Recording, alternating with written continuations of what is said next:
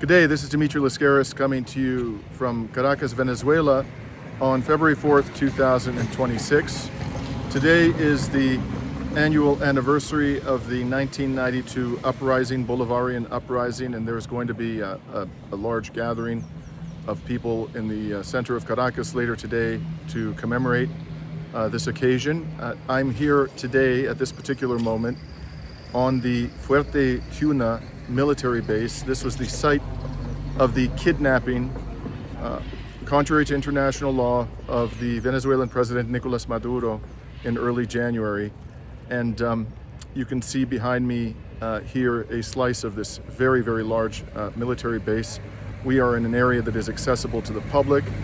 We're not obviously going to be able to enter into the base and to inspect the actual area where the president was kidnapped and dozens of soldiers were killed in violation of international law.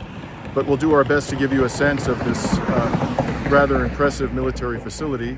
Fuerte Tiuna, by the way, Fuerte means port, and Tiuna, I understand, is an indigenous leader who fought on behalf of the revolutionaries and the oppressed people of Venezuela. So this military base is named in his honor. We are going to begin to walk around, and as we do so, you're going to hear from my guide. My guide prefers not to be seen on camera. She prefers not to be identified, but she is a wealth of knowledge about what happened on that night and about this particular area, which is only partly military. It's also a civilian area. You'll see some bits of that as well. So let's begin to do our tour of the military base. But before that happens, I remind you, please like and share this video if you find it to be informative, and if you're not already a subscriber, we warmly encourage you to become one. So here we go. So we're going to begin our tour by walking to the military hospital, where presumably many of the wounded soldiers were treated following the criminal U.S. attack on this base. Could you tell us, my friend, about just what you experienced on that night of the attack? Where were you, and what did you hear and see? I was fast asleep at home. I live about 1 kilometer from here, from this military base, and it was exactly 1:59 when we heard the first explosion. It was horrible. I knew it was the Americans. I feared for my life. I feared for my friends, who live here in Cilia Flores, which is a civilian neighborhood there. Some people reckon the first bomb landed at 1:50, but it was 2 a.m. here at that time. Yeah, those are the fathers of our land. You have Mariscal Antonio José de Sucre, which is a very important guy in Ecuador. His ashes are there. Yeah, they're in Quito. Simón Rodríguez, the teacher of Simón Bolívar. Yeah, Armand Bolivar, Francisco de Miranda, who's the precursor of the independence, and Ezequiel Zamora, who was a bit of an anarchist. He was a landowner. He gave up his land, and then he was killed, betrayed by the oligarchy, basically. That's why the slogan was "Horror to the oligarchs." I understand you consider yourself to be an anarchist, as I understand it. I do, yeah, like my Zapata and. Right. So again, returning to the night of the attack, you were at home. You don't live too far from here, is that right? No, just 1 kilometer across. You have the military base, and then there's a highway, one of the main highways, and then I live across the highway. And you were awoken by explosions? Yeah, first there was like a buzzing thing. I think it was those helicopters or the planes. Because some people heard the planes earlier on. But I was fast asleep, so I don't know. So how did you react? After that, it was like a big buzz, kind of thing. Yes. And that woke me up. Right. And then the bomb fell, and I jumped out of my bed, and I sent messages to 3 different WhatsApp groups saying we're being invaded, because I feared for my life. I said, like, if someone has to know and announce I was killed by fucking Americans invading my country, our beautiful, beautiful country. And you live with your mother? My mother and my elderly dog, Lorito. And how did your mother react when the attack began? I went to check on them. and they were fast asleep. So I let them sleep. I said, like, whatever happens, if something else goes on, they will know what happened. Right. So this is looks to me like the hospital, the military hospital, This is is an a emergency military center. hospital that is also in service, not only for the military personnel, but for civilians as well, who live in the neighborhood or who have a special condition that might want to be seen by specialists here. They can come here freely. That Right. didn't happen in the Fourth Republic because they have a complete division between civilians and military personnel. Now we're all together. So can you tell us a little bit about the history of this military base? Wow, you caught me off guard, but from what we talked yesterday, 4th of February 4th, I think we reached the end. Let me see. Yeah. Well, I should go back. Well, yeah.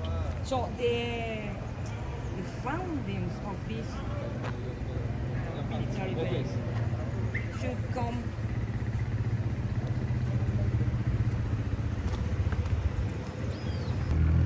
Okay, folks, we had to pause our videotaping because a soldier in front of the hospital told me that we were in an area where videotaping was not allowed. We are now walking away from the hospital, and our comrade was explaining to us something about the history of this massive military base. Could you resume, please? Yeah, I think our guide at the 4F tomb of Chavez explained yesterday. It was about in the 1920s. We have one of the oldest armies in the whole of Latin America. You know, at the beginning of the 20th century, we were blockaded by a bunch of Germans, the French, probably the British as well. They had actually ships in front of our coast, so we couldn't get in or out of the country. And I think that's why, you know, they created the professional armed forces and said, like, okay, we need to look after our land. So this is not, this blockade that's currently happening is not the first time that Western powers have blockaded Venezuela. Right. And what prompted that blockade? Was it also about oil, or was it something else? It was an international debt. They were collecting their debt. They blockaded the country to collect on a debt. Yeah, well, at that time you could see ships, you know, all over the coast. Right, now you can't see them. I noticed that myself when I came into the, when I flew into the airport. No, but they have the planes all over because, you know, Right. they had planes. They warned the commercial airlines that they would have been they would be flying above Colombia, Ecuador, Panama, I think also Peru or something. And so like, okay, this is their air now. It's American air. Right. Now, just before we continue, this is a baseball diamond, obviously. Yeah. Venezuelans, this is probably for military personnel, I imagine. Venezuelans seem to be very, very fond of baseball.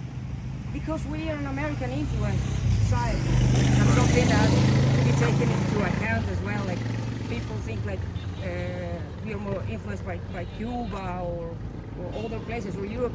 And total, our culture is just infused with a lot of American symbols.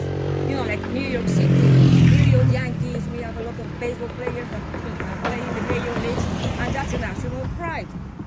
You see, Right. so people want their kids, like if they start their, I think it's for children as well. Right. And for local children, get them into youth activities. So like you want your child to start like when he started walking and then learn baseball, and probably if he gets lucky and he's good enough, he'll get to major leagues. Now, you were saying that this military base, you understand, was established in the aftermath of the blockade back in the 1920s, was it? I'm guessing. You're guessing, okay. 1908, I think it was. And as I mentioned in my introduction, and this is something you shared with me, the military base is actually named after an indigenous resistance fighter. What can you tell us about Tiuna? The thing is that, as I understand, it was long before Bolivar. That's when the Spaniards came to invade us. Right. We keep getting invaded, you know.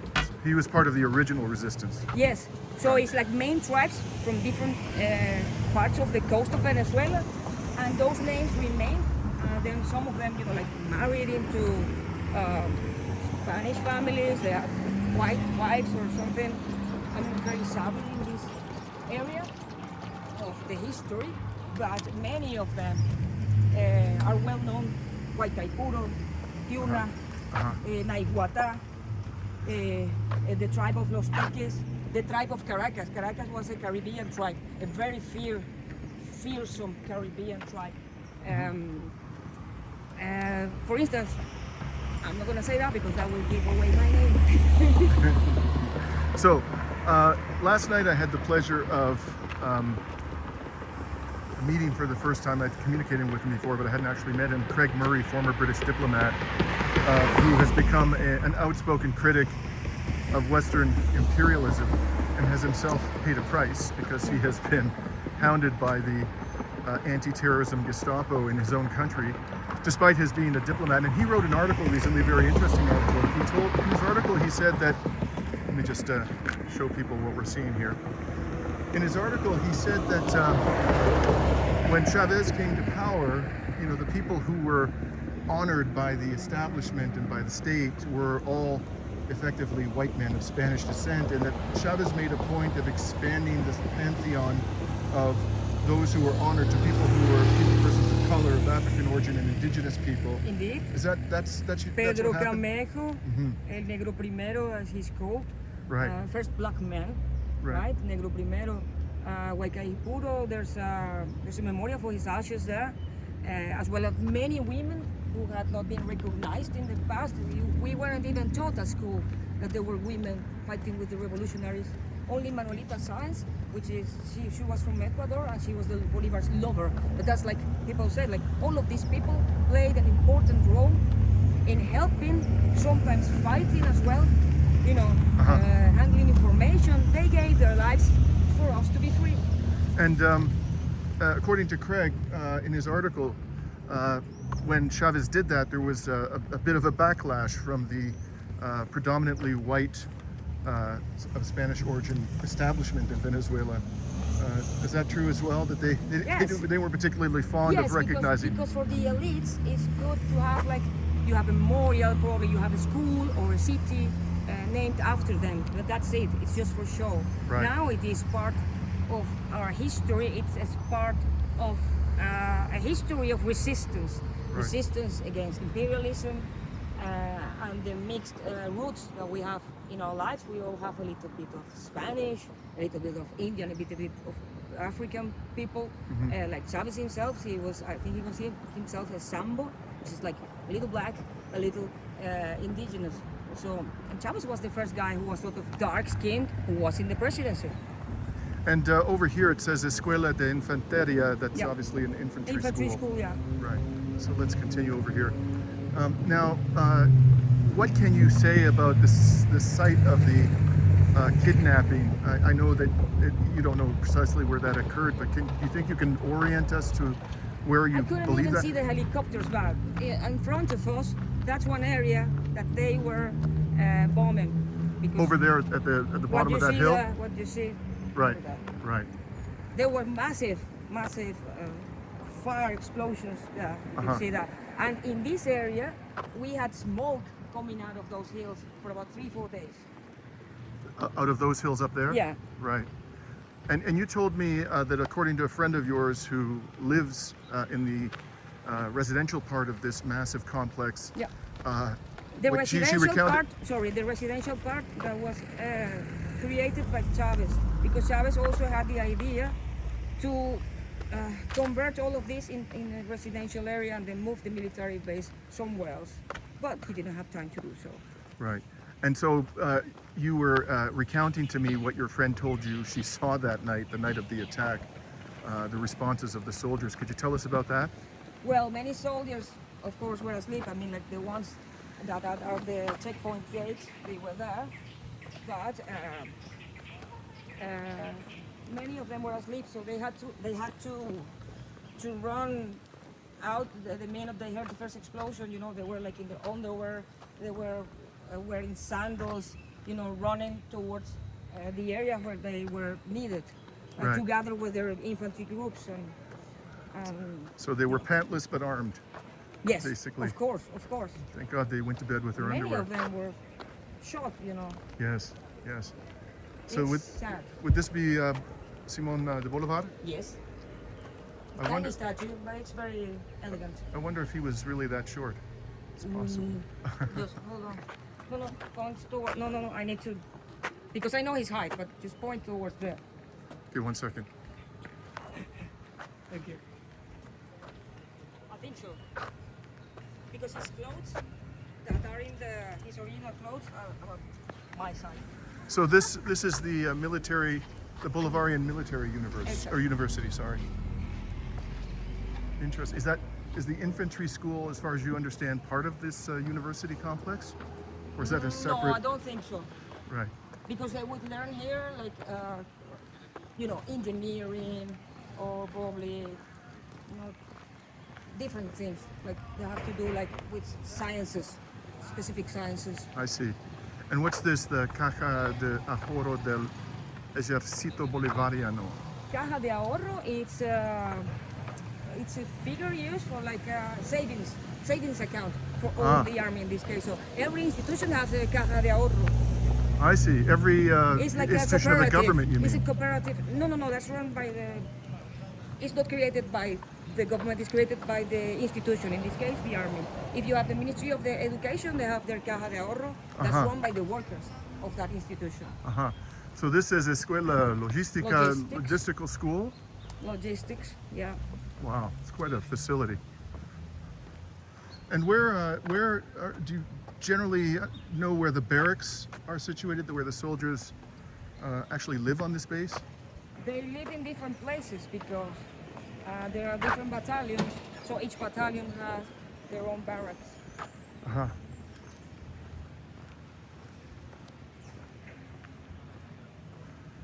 Like it says the only authorized personnel in that. Oh yes. The Okay. blackboard. Let's go this way. And so the night of the attack, if we could return to that, how long did the attack last, as far as you could tell? 1 hour. 1 hour. And how long did it take? Well, before we talk about what happened afterwards, Yeah. did you lose power in your home? Yeah, as soon as the buzzing came, the electricity went off, and then there was a massive explosion in that order. And was much of the city blacked out? Do you know? No, only the southwest, Which is where this where we are, Right. and all the way. You can see from here. There are some hills there. That's a middle-class neighborhood. All of that was black. Behind that hill there, also black. This is all the southwest of the city. And there off in the distance, we can see the dozens and dozens of civilian residences. It's Yes, really of course. huge. Everybody civilian was. complex. Imagine the people on those hills watching what was going on here. Right. Because all of those houses, the mountain shook. Right. So many people thought it was an earthquake. Wow. And so this, have they figured out how the blackout was caused? Was it that they bomb a power station? Does anybody They bombed know? a power station in La Vega. Which is in the vicinity, in the southwest part of Caracas? It's behind, probably behind those towers there. Over there. Down. Okay. Down there. And you could see all So along. they had fire actually. They had fire in front of their eyes and behind their backs. Right. So that's scary. Now, over here, there's even more construction.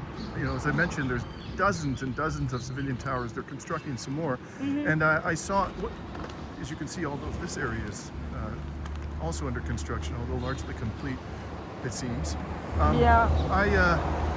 I saw, as we were walking over here, we haven't seen it on camera, a sign of CITIC, which my understanding is a massive infrastructural company of People's Republic of China. Yeah. And now, are the Chinese either private corporations or the state? Are they involved in the construction of these new facilities? As far as you know, Probably.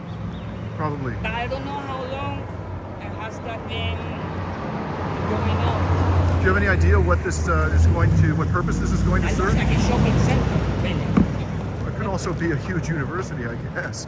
But There's that, yeah. And you mentioned as we were entering this area that there were actual Chinese workers that were living here.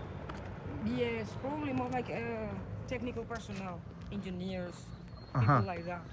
Right. Because obviously, like you have the plans to build like this building or the residence of Fuerte Tiuna. And the Chinese actually they built. Not all of the residences are like the ones here. There are some that are like cheaper ones that are like a block, an actual block, just square. These ones are quite nice. And do you know if there were any Chinese military personnel stationed here? Never. Never. Never. I think the language barrier is, a Right. problem. What about were there, as far as you know, any foreign military personnel, Russian or otherwise? No idea. Right. So, returning to that night, the night of the attack, how long did it take before power was restored? 2 days. 2 days. And it was fast. Wow. Actually, but where I live, the precise area where I live, because most people got the power back the next day at noon, something like that. Not the very next day, I mean like the power was cut in the evening, so a whole day on Sunday morning? Was it Saturday? Monday morning? I can't remember. Uh-huh. Okay, a day and a half, so it took me another half a day. At what point did you learn that President Maduro and his wife had been kidnapped by these criminals? 4 o'clock in the morning somehow. On the same night? Yeah, I didn't have. My mobile was on, but when the electricity goes off, of course, I had no Wi-Fi, and the mobile signal repetition antennas, they are really bad. Like after a while, the connection goes down. So I was contacting people via SMS. Right. And then I turned on my data in my mobile service company, and a friend who's in Argentina, he said like Maduro was kidnapped and Delcy is in charge. But they were saying before that Delcy was in Russia, that she Right. wouldn't be able to. There That- was that so was- many that was the first report. misinformation that evening. Right. Did you believe it when you were told that the president had been kidnapped? Or did you think it was some kind of propaganda campaign? No, because I was talking to someone I know, Whom you trust? of course. Right. He said, I saw her, she's in the media, she said that, blah, blah, blah. And so when you woke up the next or when you went outside the next day, the daylight came, what was it like in the city? Well, in my area, Oops, we've lost the quote on 1 second.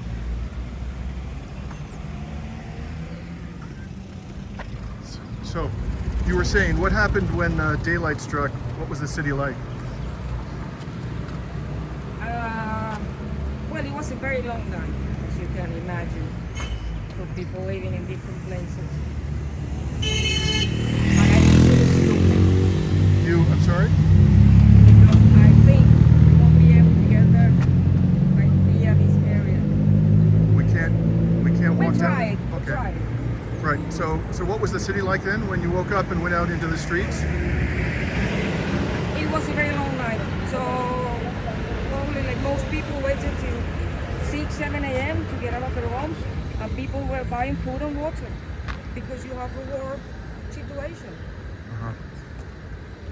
And how long did it take before The your thing is life that returned you to have normal? to take into account that the rest of the country was fast asleep. I know people who live in Caracas who woke up to the news at 10 a.m. like, President Maduro, we demand that he's, to know that he's alive. And people were surprised with the news. Right. Only this area, and of course in La Guaira state, and the other places that were attacked against international law. Yes. The rest of the country was just like business as usual. And by the way, do you have any idea how many civilians live in this huge residential complex beside the base? In the orange buildings, Yeah. I read there's about 7,000 people living there. Wow, that seems kind of small compared to the number of buildings. I wouldn't be surprised if it's more. This thing stretches. Some of them We are can't see it on the occupied. camera. Some people left. They're living somewhere else. Uh-huh. And up there it looks like a poorer part of Caracas. What is that up on the hills? The barrio. Does that have a name? That barrio? Wow, there are many barrios there. You have La Matanza, you have Zamora, you have El 70, you have Las Mayas towards farther west. Uh-huh. Las Malvinas, there's several of them. Oh, we have to cross over. Soldiers are telling us to move.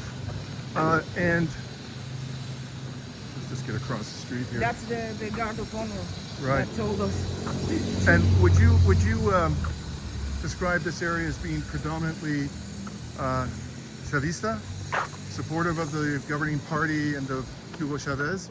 Well, the army, on the one hand, they have. I'm referring to the civilians who live in this area, including the barrios and. I would say most of them, but not all of them.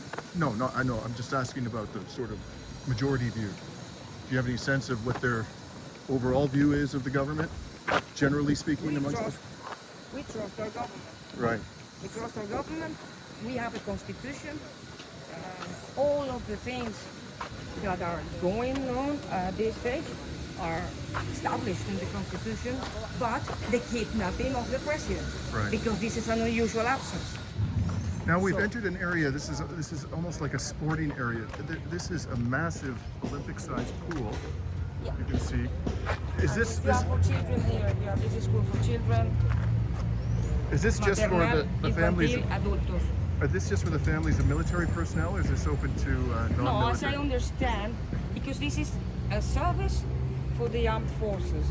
Uh-huh. But I guess, like, for instance, I was making a swimming course to do apnea and sort of subaquatic activities. Yes. And there's many military personnel that work in that. So they work along with civilians. So sometimes there's exchange, and there might be a military person teaching civilians, certain skills, certain. Right. Now, when we were at Cuartel, yes, I know. We'll try to talk loudly. Okay. When we were at Cuartel de la Montaña yesterday, Yes. we spoke to some ladies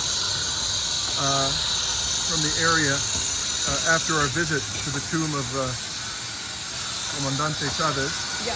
And I asked them a question I've asked as many people as possible since I got here, and the question was, do you believe that President Maduro was betrayed? And I've gotten, as you can imagine, a variety of opinions on this subject. I'm gonna. Can you just Yeah. translate that for us? 4th of February 1992, it was a moral rebellion, a dignity rebellion, a rebellion that interprets the sentiment of the greater national majority. It Right. was said at El Poliero de Caracas by Hugo Chavez. So this is a memorial to the days, the 4th of February. You can see the eyes Right, in the village. right, And this 4th February there, so at the close, on the close. right. So if you have a children's place, it's like a daycare center over here. Yeah, probably. Not to take care, but there's like a restaurant there, so this have Oh, like a playground. a place for parties, zombie parties. Oh. Bueno, etc. Good. So to go back to my question, of course, there are three schools of thought. One is, oh yes, somebody betrayed the president. The other is, no, impossible. And then there are Before people. you go further on that, Yes. I'm going to bring the Second Amendment of the American United States Constitution. No comment. I think, okay. Is that the Well, Second the Amendment? I think the British Second Amendment is the right to bear arms, if I'm not Oh my mistaken. But I could be wrong about that. So in any No, case, it's the British that say Okay. that. No comment. I'm not going to ask you for your opinion then. Let me rephrase my question. And the third school of thought is, of course, hey, anything's possible. There are reasons to be concerned, but we really don't know. What do you think most of the population believes? Do you have a sense of, people you've spoken to, people you've heard from, Okay. the television, what you're hearing in the media? What's your sense of what most people here believe? Let's begin at the beginning. The National Assembly, after Chavez was elected president, the National Assembly gathered in 1999, right? And the Constitution was approved, the new Constitution. But it wasn't at that time that the Constitution was discussed. That Constitution had been discussed by the organized and the grassroots movements for over 10 years. Right. So we know our Constitution. Whatever happens again, we have the Constitution, constitutional rights. We have, it's not a dead letter, like you said. Right. It's alive, and it has a meaning to all of us, to our livelihood, to our political views, the participation of political parties, how the army is structured, and how you can, the unity between civilians, military, and police personnel, not like the Americans go like Donald Trump hires some, I don't know, some rednecks to shoot at the population. Right. See what I mean? Right. The Constitution prevents any of that because soldiers cannot point guns. Before you civilians. continue, I just want to show our audience this. As you can see, these are Chinese characters. That's Civic Construction, a massive Chinese infrastructural company. So barbed wire. It looks like this is intended for military purposes or something because it's got barbed wire. In any case, no, but that's very old. Look at the. Oh, I think what was behind that is no longer working. okay. So I'm sorry I Maybe. interrupted you. Please continue. You were talking about the Constitution. So whatever happens, like it's not like the First Amendment or whatever amendment. It's a whole book of 300, 400 articles. I can't remember. Mm-hmm. It's all written there. But Chavez was very clever. What does that have to do with my question? Because my question was, what do you think most people in the country believe based on what you're hearing? I insist, we have a constitution. And you think that all The constitution concerned is to parties, protect the people. right? Even the opposition papers are like, we have this constitution. I said, now you revindicate the 1999 constitution. That's good. Because we were attacked by a foreign power. And the terrorist opposition, they were saying like, this was a necessary measure. No, it was not. They stepped on our flag, on our eight stars flag. The 8th star includes Guyana. These people want to keep when Guyana Esequiba. This is insane. Right. So I'm going to try and interpret what you said, Yeah. and you can, confirm Yeah. or remain silent as to my interpretation. But my interpretation is that you expect that people did their constitutional duty that night, or that not that you think that, but that most of the population believes that people did their constitutional duty, or are you saying that people expect that now that this has happened, they will, officials will respect their constitutional duty? They have to, because they can be removed from power. There's an article. There's the right to rebellion on the one hand, and there's the right to revocatory mandate. Right. Now you need to gather a lot of people. It's like half of or 10% of the electorate. So this is called Ciudad. This is the civilian sector. It's Yeah. called the Chinese, los chinos. Los Chinos. Why is it called Los Chinos? Because it was built by the Chinese Uh-huh. company. And behind that, you have the Russians. Because it was built by the Belarusians. Oh, I see. Okay, so going back to something you just said, you referred to the terrorist opposition. So since you raised the terrorist opposition, I'm curious about another thing. And that is, how did people react when... That was a close call. Let's get on the sidewalk. How did people react when Maria Corina Machado gave her peace prize to Trump? Like everybody said, she was used like a condom. Like a condom? Yep. Wow. I even saw Americans posting that on their, social media, and I was like, that's fun. Wow. Do you think she feels used like a condom, or do you think she has no dignity and doesn't really care? Well, Trump said that she was quite a nice lady, and they'll stay in touch. Don't call me, we'll call you. That's Now, what Trump told her. So now, if any one of you saw Shark Tank, you know what Trump is about. yes, absolutely. So, and we're learning more and more about Trump from the Epstein files every day. So, and how about when she was awarded the Nobel Peace Prize? Generally speaking, were people to the national pride in a Venezuelan having been given the Nobel Peace Prize? Not even the opposition. It was ridiculous, the whole thing. And she made such a big deal, like she left the country in a yacht or something with some, I don't know, wannabe Stallone Rambo thing. Right. It's ridiculous. The whole thing is ridiculous. On the one hand, I think, and this is my theory, if she had remained in Venezuela and she had rejected that Nobel Prize, probably Trump would have said like, well done, girl, we'll give you the presidency. Because he would have gotten the prize instead. Exactly. Right.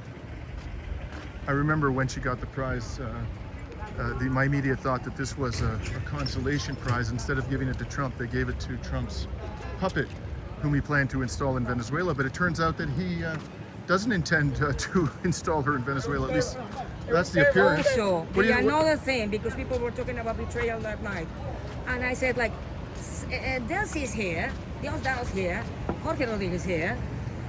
There's no regime change. Your terrorist opposition was betrayed by the fucking president of the United States and his and his allies. Right. Okay, so we've gotten a good look at this military base in the civilian sector of Ciudad Tiuna.